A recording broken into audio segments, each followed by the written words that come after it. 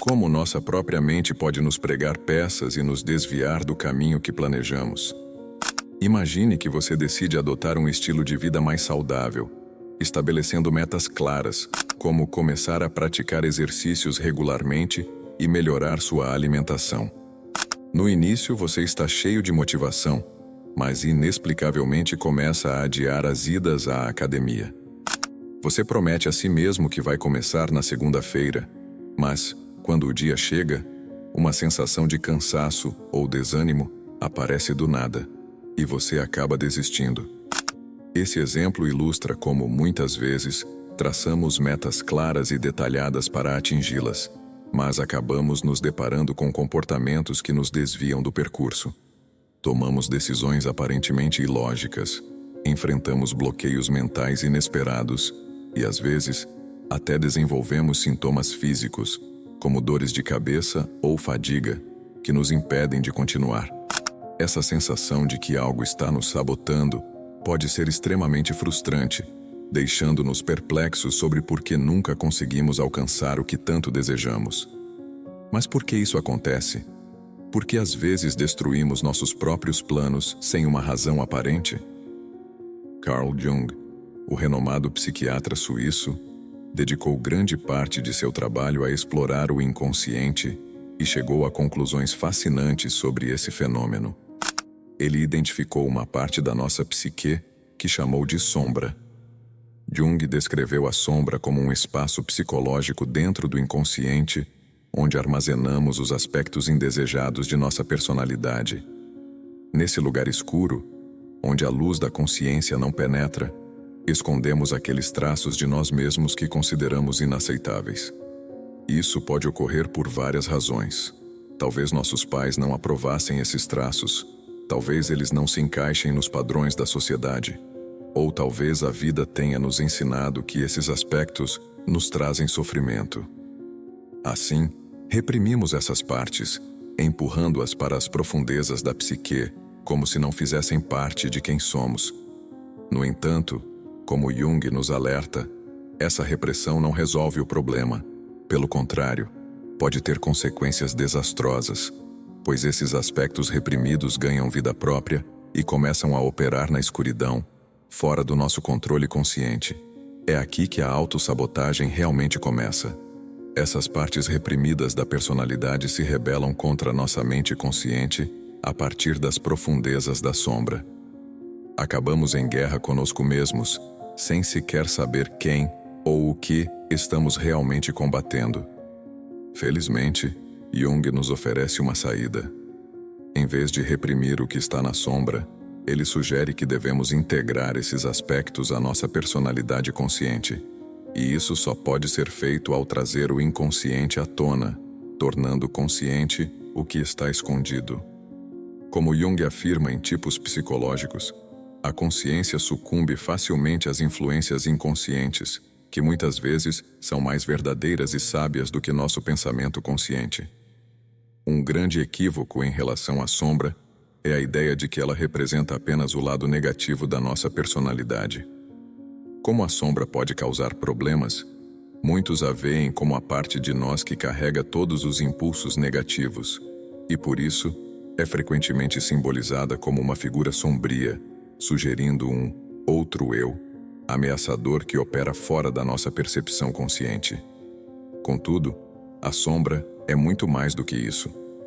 Ela é como um espaço escuro na psique humana, onde a luz da consciência não alcança. Nesse armário fechado, trancamos todas as partes da nossa personalidade que ainda não estamos prontos para enfrentar ou reintegrar, seja por causa de traumas, necessidades não atendidas ou outras razões. Quando falamos em trabalhar com a sombra e integrá-la, não estamos falando de incorporar a sombra em si, mas sim os conteúdos que ela guarda. Esses conteúdos são partes reprimidas de nossa personalidade que habitam um lugar escuro. Assim como podemos retirar objetos de um armário escuro e trazê-los à luz, também podemos trazer esses aspectos da nossa personalidade para a luz da consciência, onde deixam de estar sombreados. Portanto, não há nada inerentemente sombrio ou negativo nesses aspectos. O problema é que, ao operarem fora da nossa consciência, esses aspectos causam problemas devido à desconexão. É crucial entender que, ao reprimir partes da personalidade, não estamos simplesmente lidando com traços isolados. Como Jung esclarece, os motivos inconscientes frequentemente prevalecem sobre nossas decisões conscientes, especialmente em questões vitais. Esses fragmentos de personalidade, separados da consciência, são frequentemente chamados de aspectos sombrios. Eles são como mini-personalidades, cada uma sendo parte de você, fragmentos da sua própria identidade. Quando essas mini-personalidades se separam da consciência e são colocadas no armário escuro da sombra, elas se tornam autônomas e independentes da sua personalidade consciente, o ego, ou seja, a parte de você que você reconhece como eu. Assim como o ego tem suas próprias perspectivas, necessidades e agendas, cada um desses aspectos sombrios também possui suas próprias intenções. E elas podem ou não entrar em conflito com os objetivos da nossa personalidade consciente. Ao entender e integrar esses aspectos, começamos a nos libertar dos ciclos de autossabotagem e a viver de forma mais plena e consciente. Essa jornada é essencial para quem busca uma compreensão mais profunda de si e deseja trilhar um caminho de autoconhecimento e crescimento pessoal.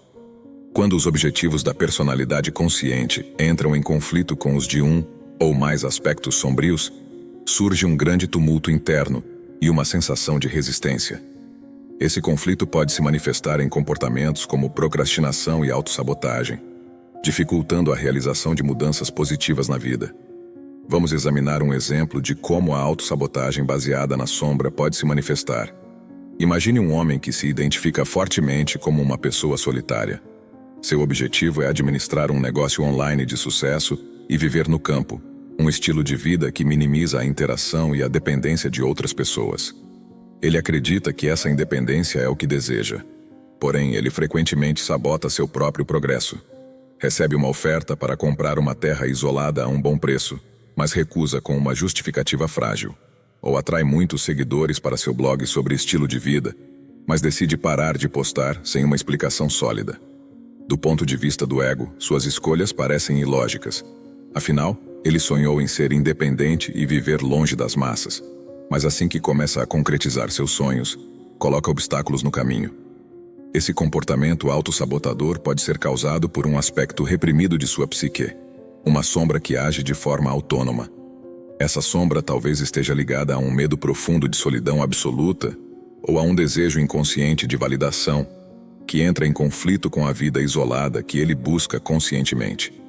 Embora sua parte consciente deseje a independência total, essa sombra teme o isolamento e inconscientemente o impede de concretizar seus planos. Assim ele se afasta de seus objetivos, sempre encontrando justificativas racionais para seus adiamentos e mudanças de plano. Enquanto não enfrentar e integrar essa parte reprimida, seja um medo da solidão ou um desejo de conexão, continuará preso em um ciclo de autossabotagem onde seus sonhos sempre parecerão inatingíveis, apesar de estarem tão próximos. Como um hóspede indesejado escondido nas sombras de sua alma, esse aspecto atua além de sua autoridade consciente. A busca por explicações lógicas para sua autossabotagem é frustrada, pois esse hóspede permanece indescritível, escondido fora do alcance consciente. Enquanto não iluminar o que está oculto, será controlado como uma marionete nos bastidores. O analista junguiano Dr. Murray Stein afirmou: qualquer complexo autônomo que não esteja sujeito à vontade consciente exerce um efeito possessivo sobre a consciência proporcional à sua força e limita a liberdade desta. Quando os aspectos sombrios assumem o controle, podem ocorrer consequências destrutivas. Desejos e emoções inexplicáveis surgem sem aviso, enfraquecendo nossa força de vontade e sabotando nossos objetivos conscientes. Os complexos, como Jung os chamava, muitas vezes bloqueiam o processo de individuação, empurrando a pessoa para becos sem saída emocionais. Alguém pode ser dominado por uma necessidade de vingança, ou uma raiva implacável por feridas do passado, ou ainda por uma nostalgia sem fim. Esses complexos têm uma vontade própria, que frequentemente supera a capacidade do ego de resistir.